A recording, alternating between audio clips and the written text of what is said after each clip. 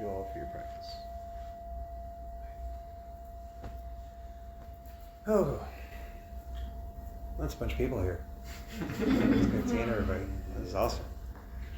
Okay, so tonight I'm going to talk about the hindrance of aversion. I started a series of talks, I didn't even realize I was starting a series of talks a couple weeks ago. I gave a talk, just an overview of the 5 hindrances, and that kind of just spun out of control into me going, I'll just tackle each one individually because I'm a nerd.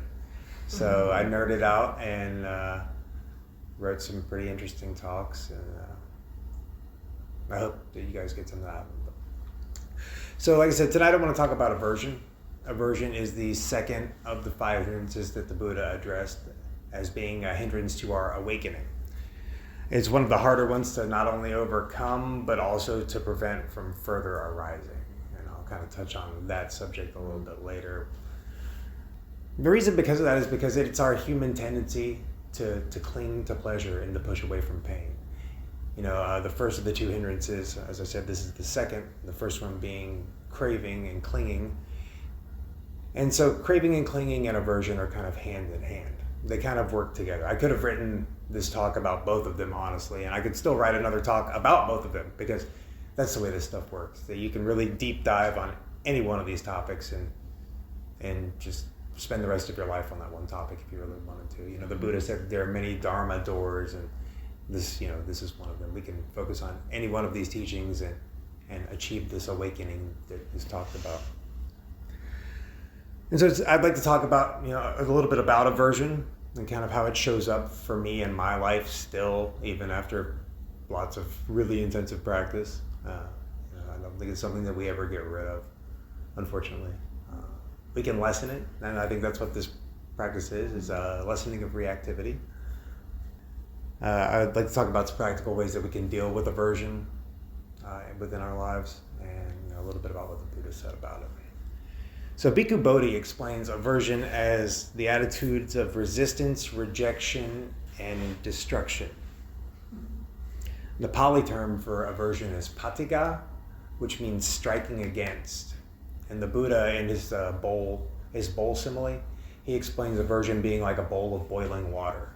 So I think both the translation of patigha, this striking against, and this simile of the bowl being like filled with boiling water, the volatile nature of the water and this imagery of striking against both really lend themselves to the violent tendency and nature of this particular hindrance.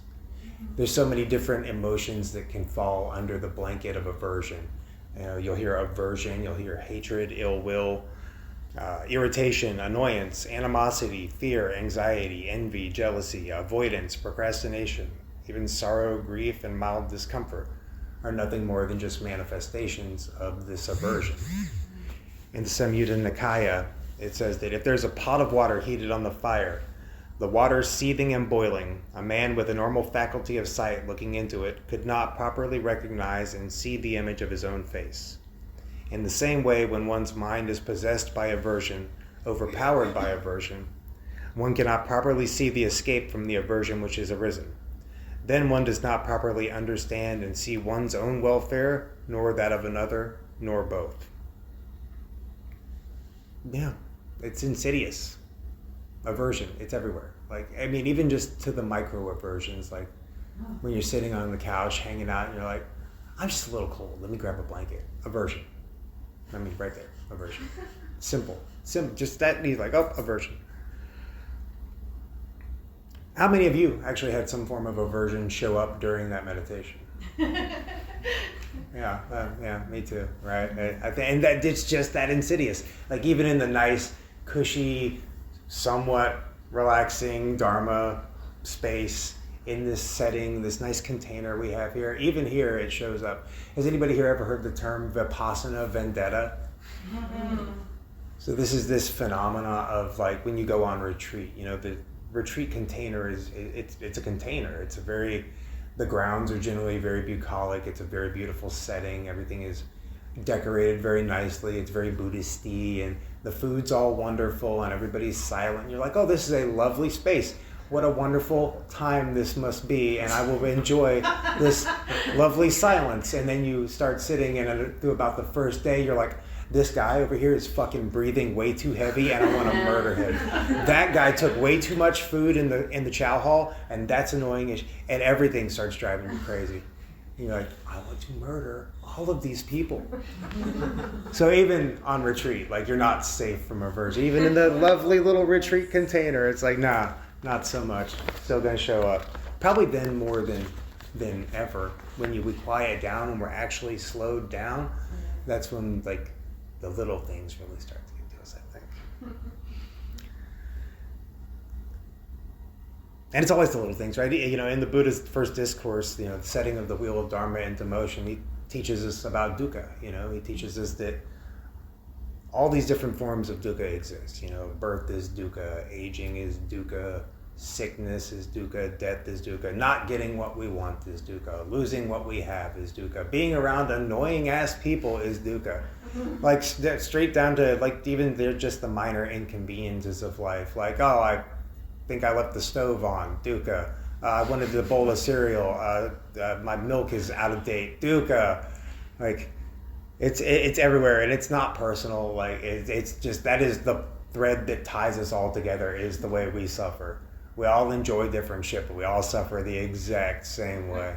And that is the human condition and the cosmic joke, right? And what's funny about it is it's never the thing, right? It's never the thing or the person or the action. It's almost always our relationship to it.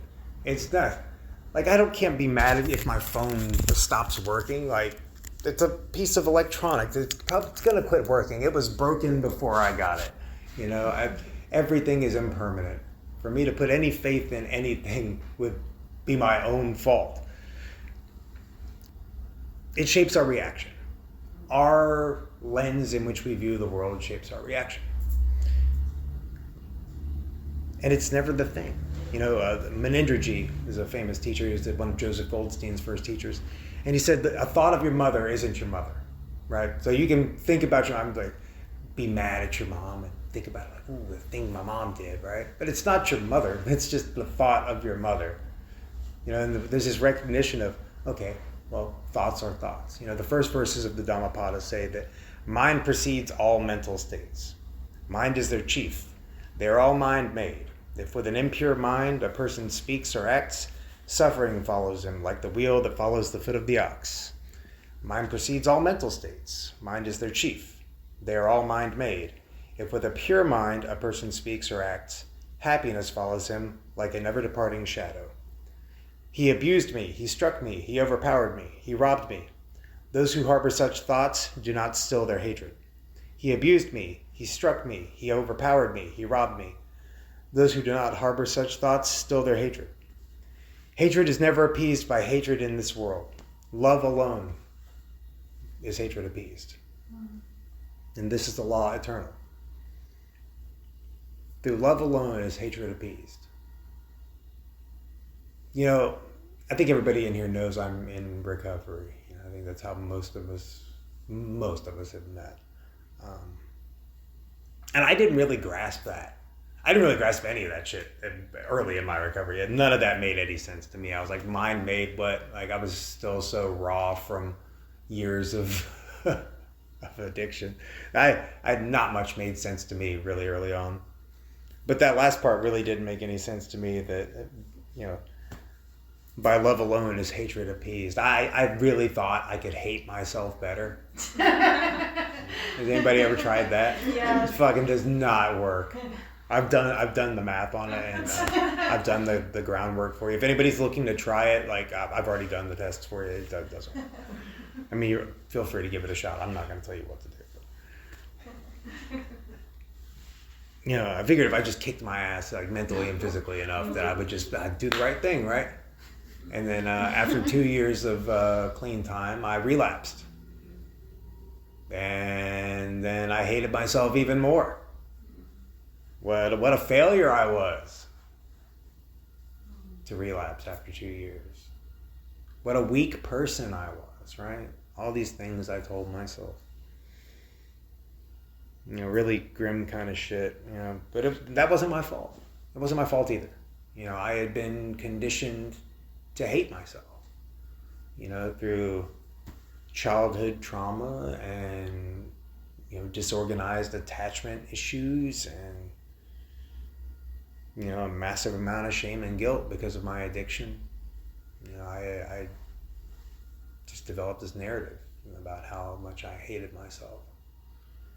And I thought that I could use that as fuel to actually get better, and it didn't work. And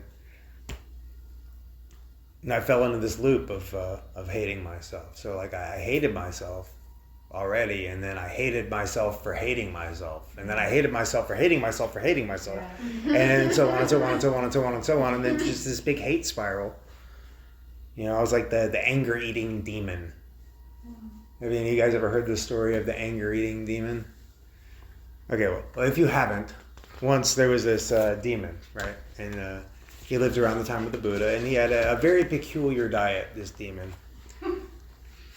The demon, he fed on anger. And so in the human realm, there was no lack of food for him because humans are really angry people. So he found it pretty easy, to find food. He could always provoke a fight between, family members or significant others or friends, or cause some sort of, racial dispute or something. And if that, that didn't work, he found it pretty easy to cause a war too. And as I just said, it's pretty easy to get into that spiral. So when a war starts, it just causes more war. And so his food supply became so rich and he got so fat that he was like, I'm just going to test the waters a little bit. And he's like, with successful people, they like seeing just how far they can take it. He's, I'm going to see what I can do within the realm of the gods. So maybe I should try that. Go to the god realm and see if I can piss those guys off enough to feed on them too. And so he goes to the realm of the gods, and he goes to the palace of King Saka, who is the king of the gods. And Saka just so happened to be out of town at that point. He wasn't there. He was off doing king of the god shit. Who knows what that is? I don't know. It sounds pretty cool though. It's probably like way cooler than what I did this weekend, for sure. Without Tim being there, he's like, I'm going to go sit on King Sokka's throne and then just wait for the other gods to show up, because that seems like a really good way to piss them off, and then I can just eat. And that's what he did. So he sat on King Sokka's throne, and these other gods showed up, and they're like, yo, demon, what the fuck are you doing up there on that throne? Get your ass down, you demon piece of shit. And he's like, yes, just keep giving it to me, and as they're hurling insults at this demon, he just keeps getting bigger and bigger and bigger. And he eventually gets so big that he just starts oozing from his body this like red, acrid mist, right? And it clouds the glow of all the gods. So this demon just gained size and gained size and gained size, just eating anger. And then King Sokka shows up.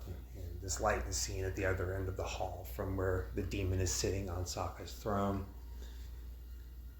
And instead of meeting him with aversion, Sokka's like, whoa, don't get up. Let me grab another seat. Can I get you a drink? Our wine's really good this year. Perhaps you'd like something stronger, maybe Vedic Soma. How are the anger-eating wife and kids? Ooh, that's a good drink.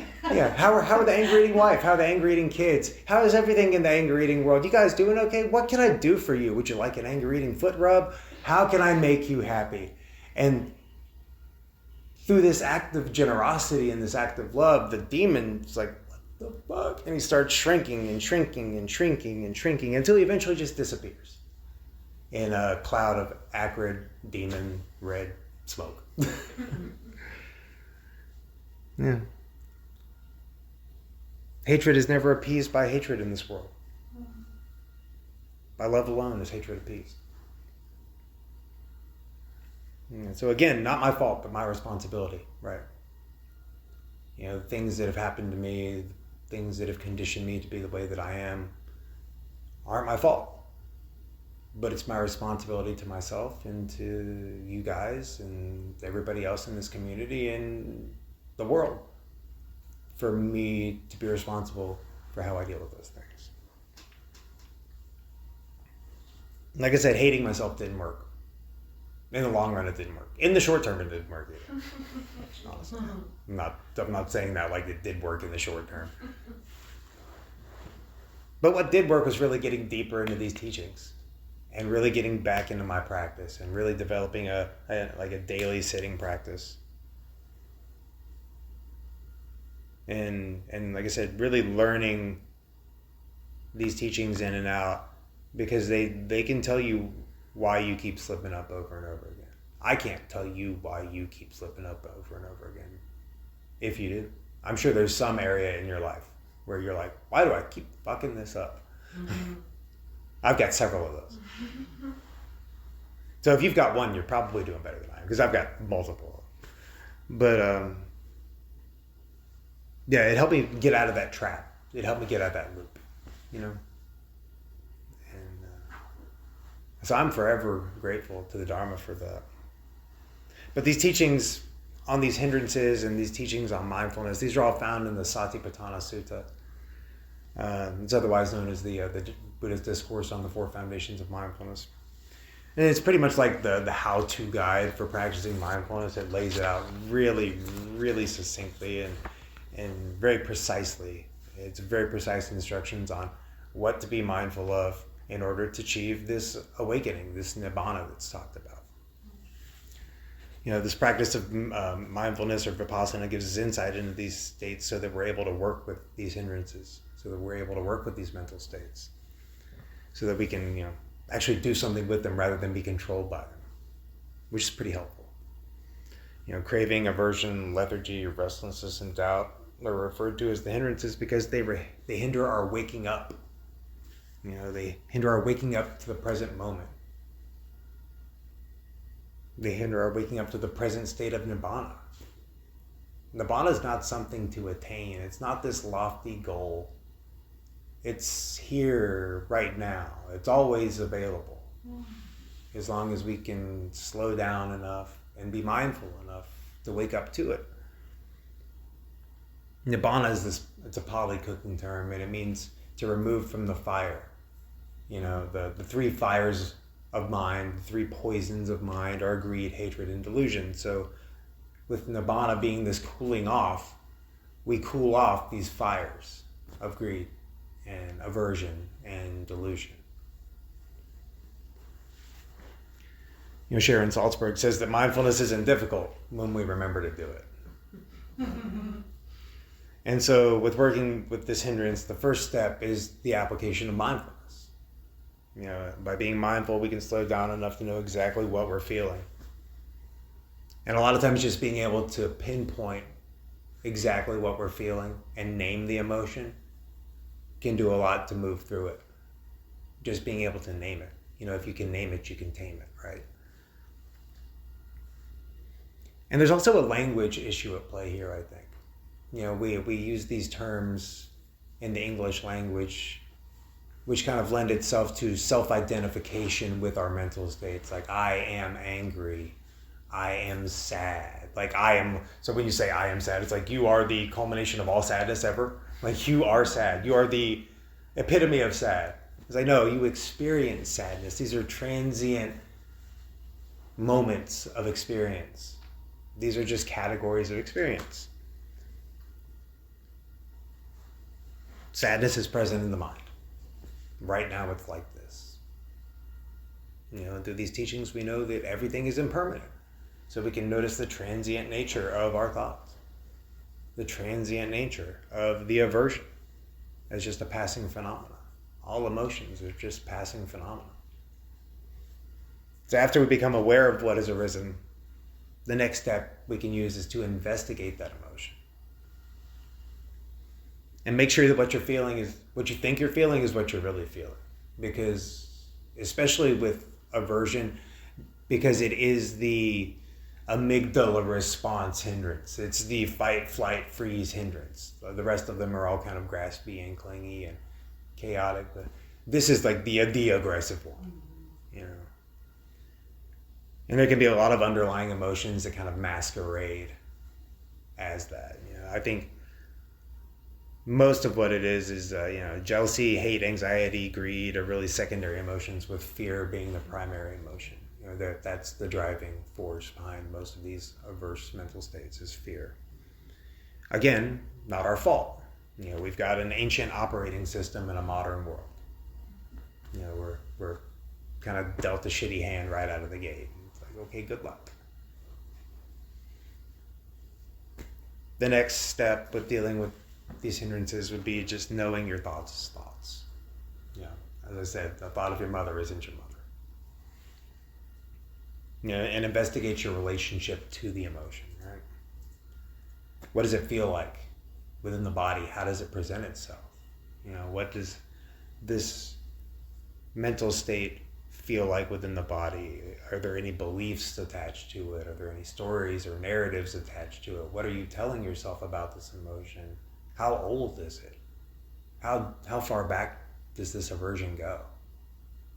I think a lot of times, if you really get into a deep investigation of some of these things, you'll see that these are very old, like childhood stuff. And most of what triggers them aren't even related to the initial trauma. But it's close enough to fire off that flashbulb amygdala response memory and set us down this grim path. So by developing insight, we can see things as they truly are. We get to the root of the cause. It's not just the symptoms. We're getting to the root, and we're uprooting the underlying cause of these emotions. And the next step is just know your triggers. Know the things that are going to cause these states to arise. I think most of us know when we're experiencing a moment of aversion. But the Buddha also asks us to look at the conditions that give rise to these states of mind. Not just the state itself, but the conditions surrounding the arising of the state, and the conditions surrounding the removal of the state. The conditions surrounding the prevention of these states occurring further. And I think a lot of that has to do with knowing your triggers, the people, places, and things thing. And you can say that distancing yourself from certain things is also aversion, but I think with investigation we can see what's healthy and what's not, what serves us and what doesn't. I think if it's not serving you and you remove it from your life, you've done nothing but a good thing. It's not aversion. It's a wise decision.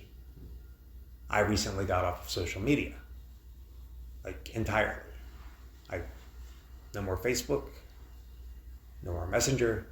If anybody wants to get in touch with me, get my phone number, because that's how you're gonna have to get in touch with me, because I don't care, first of all. And it's not good for me. For me, social media triggers that comparing mind. Mm-hmm. It's always, I'm not doing good enough, Especially having, had to start my life basically over from scratch at the age of 37.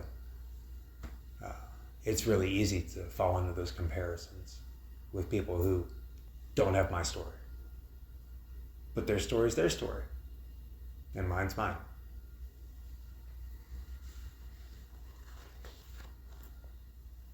So just knowing our triggers, we can catch a lot of these mental states before they even arise. We can prevent these arising. Like, I have been able to prevent a whole lot of robbing myself of much joy and peace by just getting rid of social media. I'll tell you what, I did it like a week ago. It's been like the best fucking week ever. I have been so at peace for the past week. It's just been, I was driving today and it felt like it was like 1997. I was like, this is great. This is amazing. There's one. If you haven't done it, try it for a week and just ehipassika. See for yourself. You know what I'm saying? Just like with this practice, see for yourself. Just try it out. The Buddha didn't write about getting rid of social media, but if he was alive today, he fucking would have, because that shit is the biggest peace giver ever.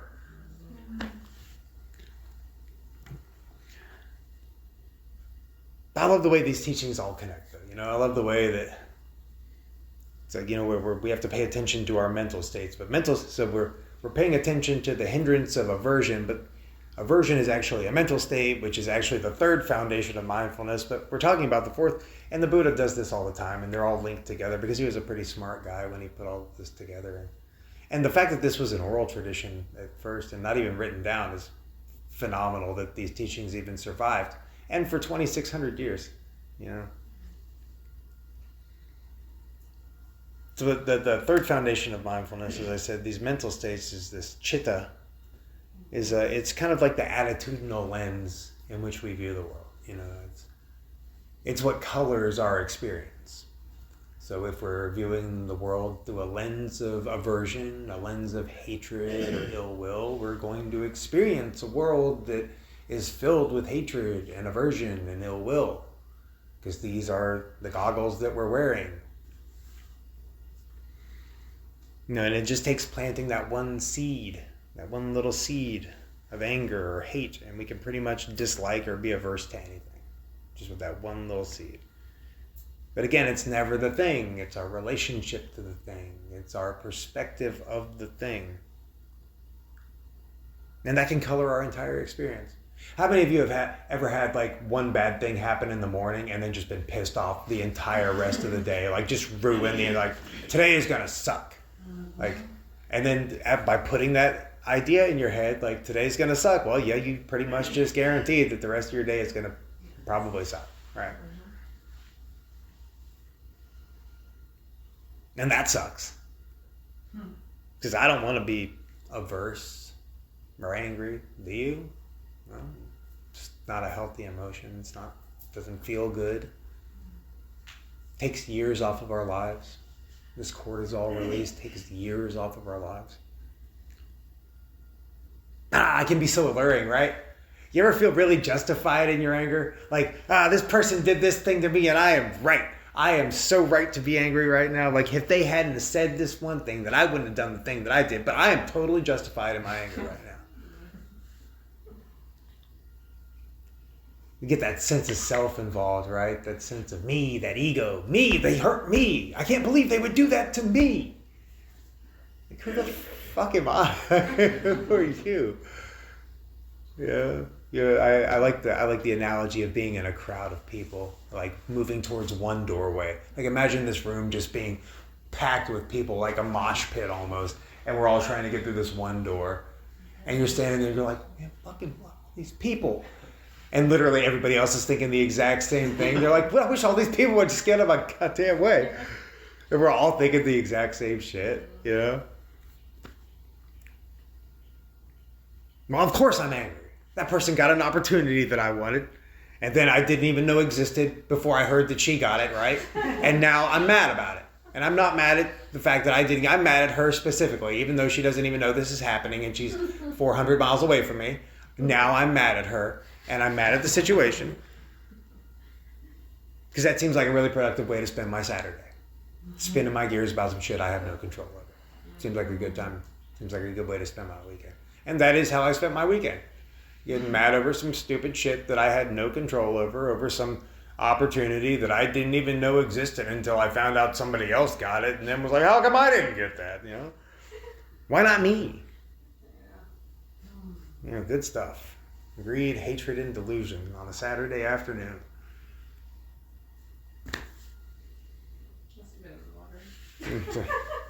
I mean, you know, and honestly, I'm happy for that person, because anybody who does anything good with their life, that's great. You know, mudita, mudita, mudita, for sure, you know, like and especially if it's, you know, spreading the Dharma, like, go do the thing, please, like, help do the thing.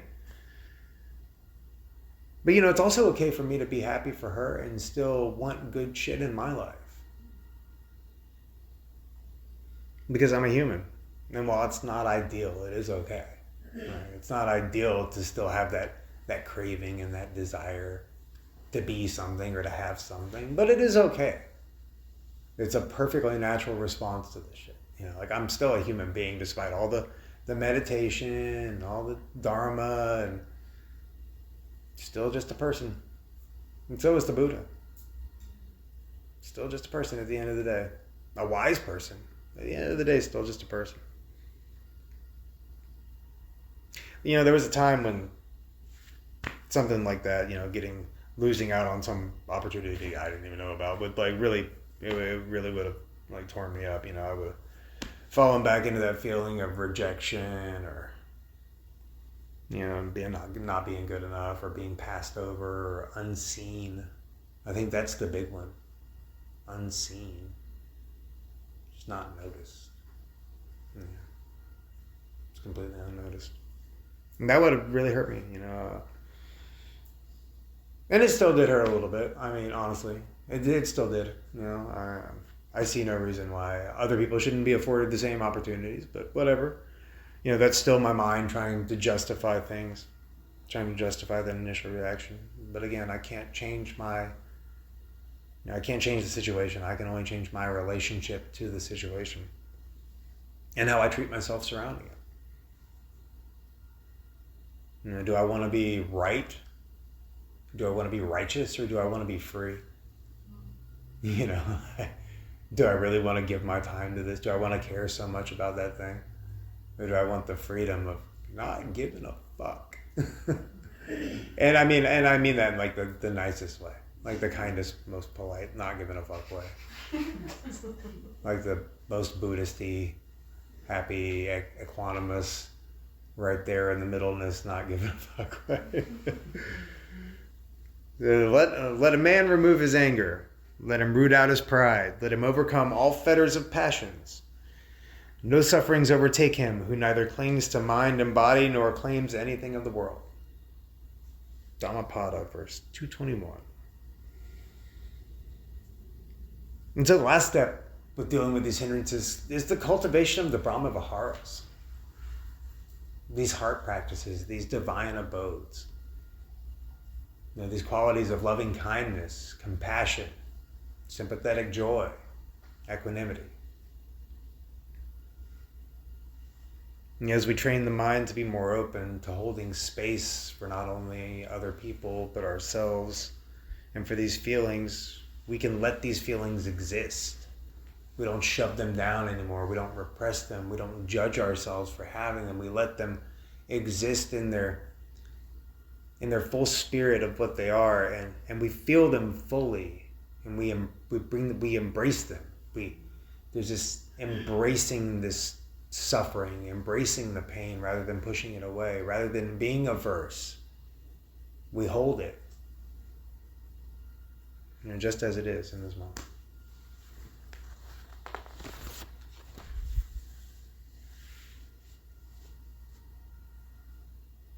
And that's what I did with that situation. Rather than identifying with those feelings of jealousy and worthlessness and aversion and trying to push them away, they said, you can be here too.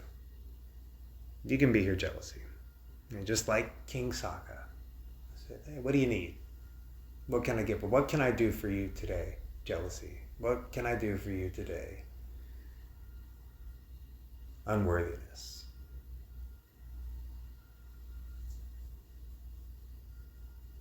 Because without having judgment, it let me be able to be with these feelings and to actually move through them rather than suppress them. And for that, I've got a pretty big sense of gratitude.